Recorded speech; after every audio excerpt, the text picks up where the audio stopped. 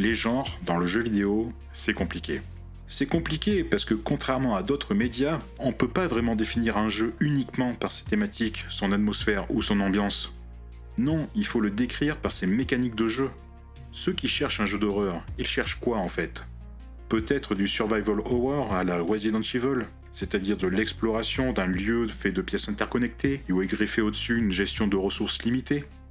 Ou alors ils cherchent peut-être un jeu à la première personne où l'on est sans défense, façon Amnesia ou Outlast. Ça pourrait tout aussi bien être du narratif à embranchement, à la matière de Until Dawn ou de The Quarry. Dans tous ces cas de figure, on reste dans l'horreur, c'est sûr, mais les propositions de jeu sont bien trop différentes pour mettre tout ça sous une même bannière.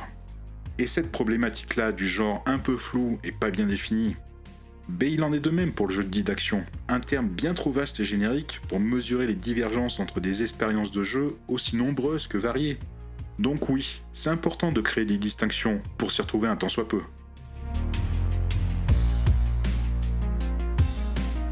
Et c'est donc là que le sobriquet Character Action entre en jeu. Il est là pour rassembler les Devil May Cry, les Bayonetta, les Ninja Gaiden et bien d'autres qui portent une approche similaire. Pour résumer dans les grandes lignes, on parle de ces jeux qui prennent le style et l'action à grand spectacle. Alors le terme ne fait pas l'unanimité. J'imagine que certains d'entre vous ont déjà roulé des yeux à la vue du titre de la vidéo. Et j'en devine d'autres, scrutant mes moindres mots pour savoir si je catalogue tel ou tel jeu comme faisant partie du club. En plus de ça, ce terme n'est même pas la seule tentative de petits noms déployés pour faire ce type de regroupement. Spectacle Fighter, Stylish Action, j'en passe et des meilleurs. Même le terme hack and slash est parfois utilisé pour les titres de cet acabit, alors que c'est un intitulé qui sied bien mieux à Diablo, Titan Quest ou Path of Exile. What the hell is this? Donc ouais, comme je disais, les genres, c'est compliqué. Du coup, pourquoi le character action ? Se poser cette question, c'est d'abord s'interroger sur les origines du genre. C'est comprendre d'où il vient, afin d'aborder ses choix de design et son évolution. C'est se demander qu'est-ce qu'il apporte d'assez spécifique pour justifier une appellation propre.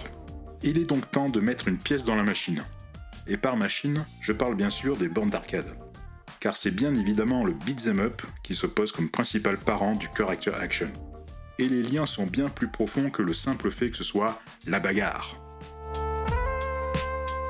Non, c'est vraiment un transfert et une adaptation de pas mal de philosophies de game design. Parmi les plus facilement identifiables, il y a la structure en niveau avec des boss fréquents et des tableaux de score à la fin de chaque stage. Il y a aussi le quad control, c'est-à-dire comment les spawns et le placement des vagues d'ennemis appellent à prioriser tel ou tel adversaire. C'est contre un groupe profiter d'une projection ou de certains coups pour éloigner une foule trop oppressante. C'est aussi comment les combinaisons de certains archétypes de mobs créent différentes situations qu'il faut aborder en conséquence. L'autre facette primordiale du beat'em up réside dans les movesets des personnages jouables. Plus le genre avancera, plus ils deviendront distincts entre chaque protagoniste. À ce titre, je pense sincèrement qu'Alien vs Predator de Capcom représente un tournant clé. Celui de personnages dont le panel de coups commence grandement à s'étoffer pour amener des possibilités de chorégraphie dans les combos. Dans le même registre, le jeu de combat, qu'il soit en 2D ou en 3D, est un voisin du beat'em up dans les salles d'arcade. Il est donc aussi une des fondations majeures de la définition d'un personnage par ses coups spéciaux. Résumons jusque-là. Le score, les ennemis, les movesets, tout ça ensemble, ce sont des éléments imbriqués qui appellent un besoin de performance et de beau jeu. Celui de jouer mieux pour aller plus loin tout en dépensant moins de piécettes à chaque tentative. Et pourquoi pas, pour les plus doués d'entre nous, atteindre le sacro-saint 1CC, One Credit Clear. Ce point précis est aussi une partie intégrante de la valeur de rejouabilité. Mais on va développer ça un peu plus loin. Maintenant qu'on a brièvement condensé les bases, on peut en venir au character action tel qu'on le connaît aujourd'hui. Celui qui a été démocratisé en 2001 avec Devil May Cry sur PlayStation 2.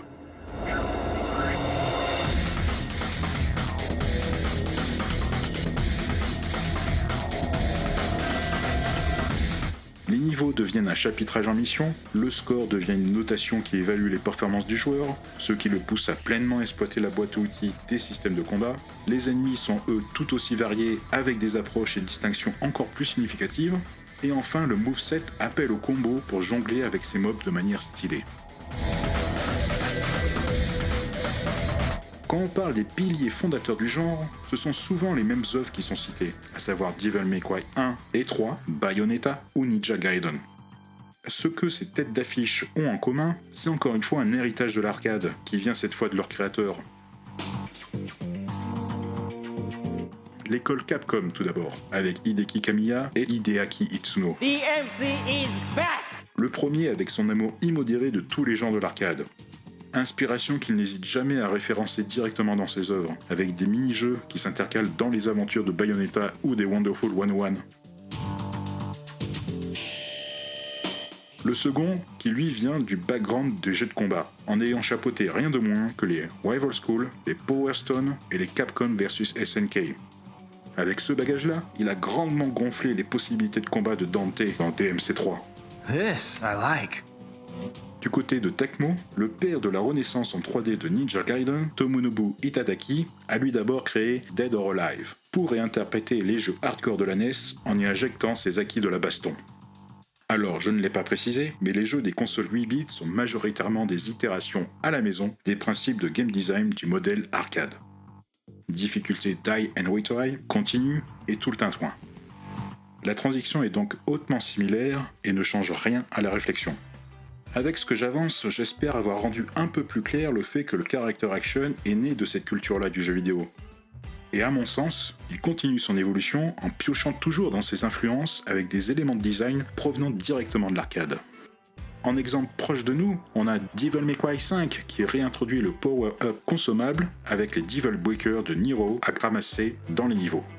C'est aussi Vanquish qui réaménage l'upgrade d'armes des shmups avec la perte de puissance et de niveau en cas de mort, et forçant aussi à bien choisir son arsenal à collecter. Je vous vois venir. Ça vous surprend d'entendre Vanquish cité comme character action. Si vous me suivez un peu jusqu'à maintenant, on a moins parlé du fait que le combat soit forcément du combat de mêlée. Et on a plus abordé la structure même de ces jeux et comment on doit réagir à ce qu'ils nous envoient dans la face. On touche là à ce qui crée un peu le bazar et les confusions. Je pense que le character action est à la fois un genre très ouvert, tout en étant très spécifique dans ses propositions. Alors où est la frontière ? Où est la limite de ce qui fait ou non un jeu du genre ? Là, je ne vois pas meilleure solution que de réorienter un peu la question de départ.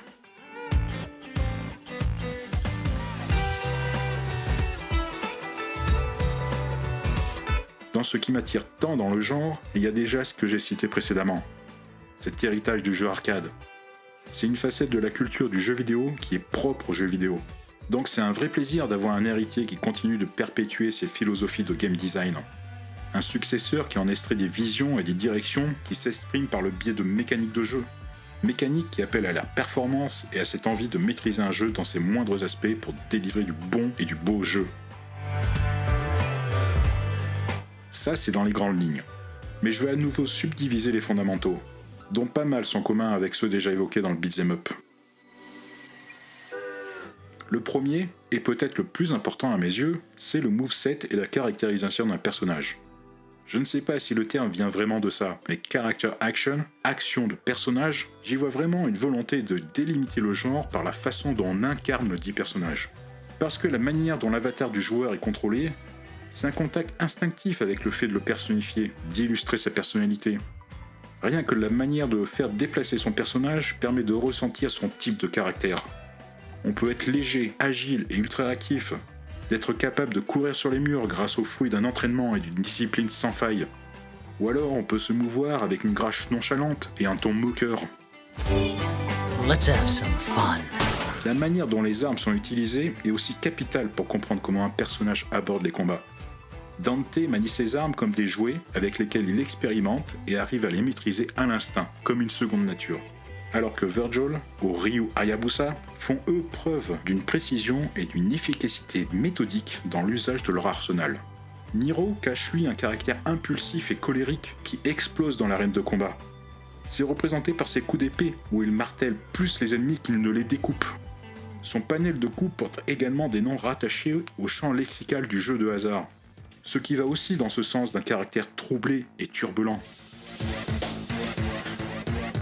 Je dois aussi mentionner les mécaniques de type Devil Trigger, où l'on assiste littéralement à la transformation d'un personnage et à l'extériorisation de ses démons intérieurs. Dans la saga Devil May Cry, toute la dualité des héros est basée sur ce point. Dans de nombreux autres jeux, c'est un état de rage à libérer dans les situations les plus insurmontables. Toutes ces transformations se basent sur le template de la barre de super du jeu de combat. Encore un autre héritage de l'arcade qu'on n'avait pas encore mentionné.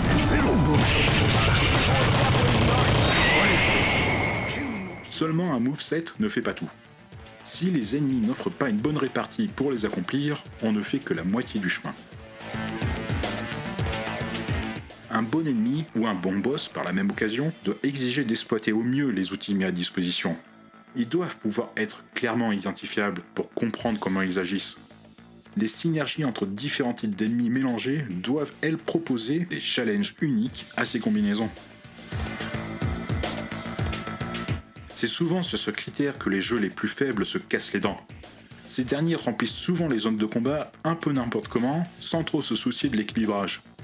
Outre comment un ennemi agit, il est tout aussi important d'avoir un ennemi qui réagit de manière satisfaisante pour complimenter les actions du joueur. Que ce soit par les hitstuns ou simplement par les gémissements et les animations des mobs qui se prennent des coups. Le character action fait aussi souvent quelque chose d'intéressant avec ses ennemis, en proposant des modes de difficulté qui, au lieu de se contenter de faire grimper les points de vie des mobs, remixent les spawns et les combinaisons d'ennemis. Des monstres ou adversaires plus forts peuvent alors intervenir bien plus tôt dans une campagne ou en plus grand nombre. Ninja Gaiden pousse même le vice avec des variations exclusives qui n'apparaissent qu'au mode au-dessus du mode normal. Avec cette méthode, ces jeux disent clairement qu'une fois fini un scénario en normal, vous n'avez vu qu'une portion de ce qu'ils ont à vous offrir. En ça, j'y vois une réinterprétation du run arcade. Car sur une borne, une fois à court de crédit, on doit recommencer à zéro, encore et encore pour aller au bout. Et à chaque fois qu'on revient, on apprend plus sur le jeu, on le maîtrise mieux, on le traverse plus efficacement pour reprendre là où on avait chuté la veille. Comme désormais on peut sauvegarder sa progression et profiter de checkpoints, finir un jeu est plus accessible que jamais. Je pense donc que pour retrouver ce sentiment de maîtrise et d'apprentissage, il faut passer par ce pied des modes de difficulté. Les systèmes de scoring tapent aussi dans ce sentiment. Quand chaque niveau est noté, l'incitation à revenir pour faire mieux est plus fort.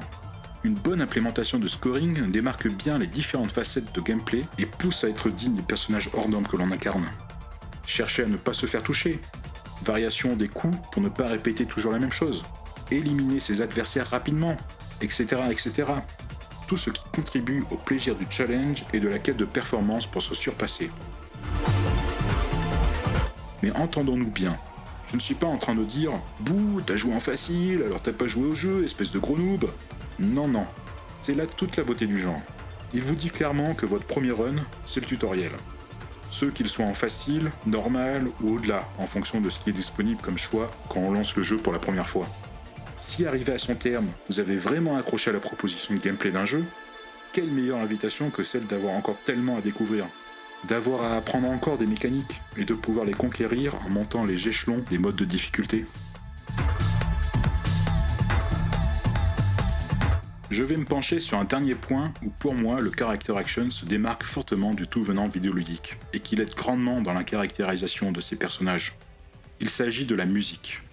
Que ce soit les battle teams qui annoncent la tempête qui approche sur les ennemis, ou alors avec les combats de boss aux partitions uniques. Impossible de ne pas voir dans Buried the Light l'ultime étude de personnage de Virgil et son tourment intérieur.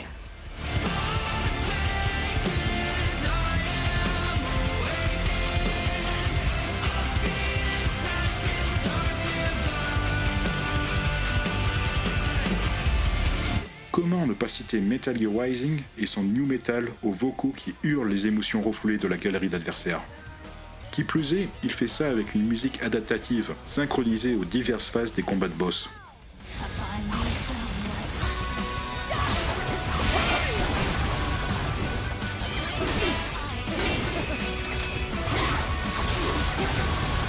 Aspect adaptatif également repris dans DMC5, où la performance de jeu permet de rendre la musique plus grisante quand les couches mélodiques s'additionnent plus la note de combat est élevée. On a donc une musique qui nourrit la couche de scoring. Encore une fois, toutes ces facettes de game design interagissent entre elles pour pousser le joueur à jouer du mieux qu'il peut. Voilà pour moi l'essentiel du character action, et de l'amour que j'ai pour le genre. Cependant, si j'utilisais le terme de fondamentaux pour le définir, j'ai toutefois bien fait attention à ne pas choisir celui de piliers, car tous ne sont pas forcément présents selon les jeux. Les God of War classiques ne proposent pas de score, est-ce que du coup ils sont disqualifiés du genre ? Non, bien sûr que non. Et on en revient donc à cette idée de la frontière du genre. On la place où du coup ? Que ce soit celle que je peux m'imposer ou la vôtre qui sera sans doute très différente, peu importe en fait. Je n'arrête pas de dire qu'il est important de reconnaître le cœur du character action comme une distinction de valeur au sein de tout ce que le jeu vidéo peut proposer. Mais ça ne veut absolument pas dire qu'il faut être rigide avec. Il faut se poser devant un jeu et se demander c'est quoi la philosophie de game design qu'il me propose, d'où elle vient, qu'est-ce qu'elle me dit sur le récit, les personnages, l'ambiance, l'univers, etc. Avec cet état d'esprit, oui, on peut identifier le character action comme un ensemble de titres qui se recoupent sur plusieurs points. Mais on peut aussi voir comment il irradie d'autres genres.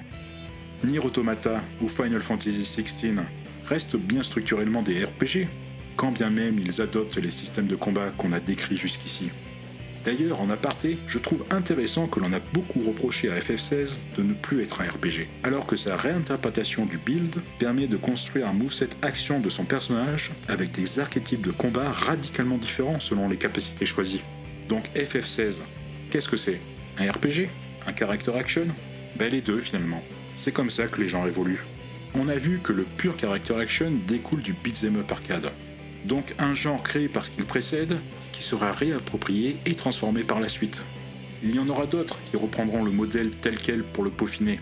Et il y en aura tout autant qui iront piocher dedans pour livrer quelque chose d'inédit. Dans tous les cas, je suis sûr qu'il y aura au cœur de tout ça des philosophies de game design à la base commune, mais aux différentes interprétations. Et toujours une invitation pour le joueur à se surpasser.